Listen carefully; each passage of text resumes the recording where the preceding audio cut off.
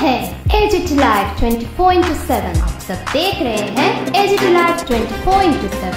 ये হচ্ছে AGT live 24/7। Government की तरफ से कोई This is एजीटी लाइव 24/7।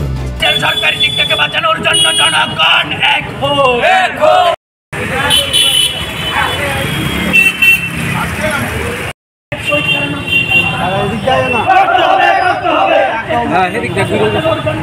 বিটিপোর্টে আমরা অতি সত্ত্ব আমরা বিএড ডিএলএড আমরা উত্তীর্ণ হয়েছি। আমরা অতি সত্ত্ব যাতে টেট নোটিফিকেশন দেওয়া হোক তার জন্য আমরা আজকে টিআরবিটি বোর্ডে আমরা এসেছি স্যারের সঙ্গে স্যারের সঙ্গে দেখা করার সৌজন্যমূলক।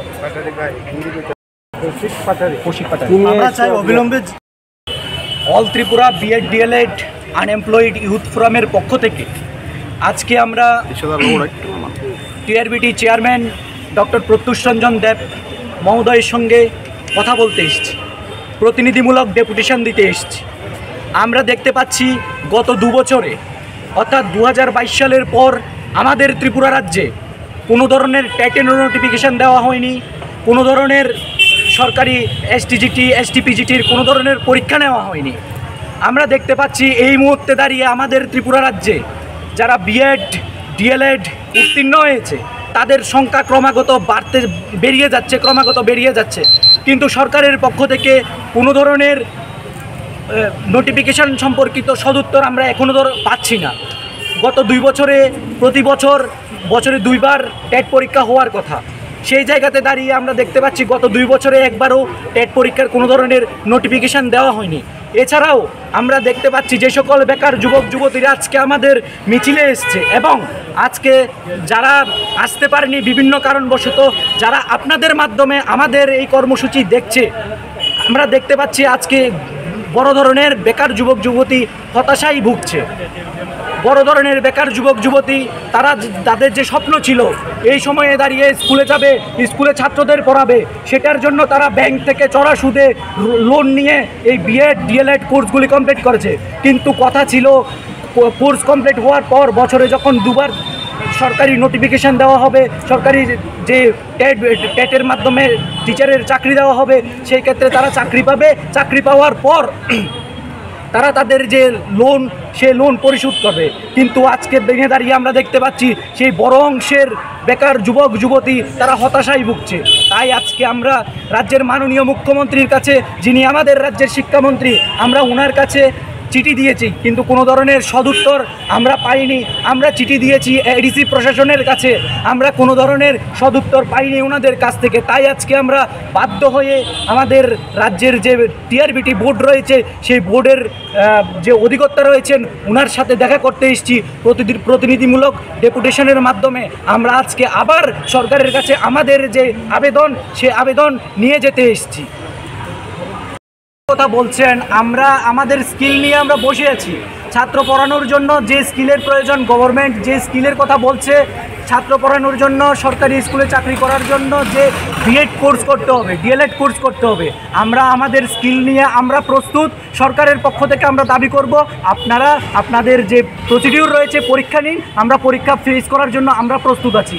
আমাদের কাছে এখানে যারা আছে আমরা আমাদের যে স্কিলের কথা বলছেন সেই স্কিল নিয়ে আমরা প্রস্তুত আছি। আমরা एक्चुअली हम आज आए हैं all Tripura BEd unemployed youth forum से, तो हम देख रहे हैं कि त्रिपुरा के अंदर 2022 के बाद त्रिपुरा स्टेट में अभी तक कोई भी के लिए नोटिफिकेशन नहीं दिया गया। हताशाय भुगছে हमारे जो स्टेट में बहुत सारे कैंडिडेट সে কারণে আমাদের টেট অবিলম্বে নোটিফিকেশন দেওয়া হোক, এটাই আমি মাননীয় মুখ্যমন্ত্রী এবং আমাদের শিক্ষামন্ত্রীর কাছে আবেদন করতে হবে। ছাত্রছাত্রীদের জন্য অবিলম্বে শিক্ষক নিয়োগ করতে হবে। বেকার যুবক যুবতীদের সাথে অবিলম্বে টেট পরীক্ষার নোটিফিকেশন প্রদান করতে হবে। রাজ্যের সরকারি শিক্ষাকে বাঁচাতে অবিলম্বে শিক্ষক নিয়োগ করতে হবে। প্রদান করতে হবে।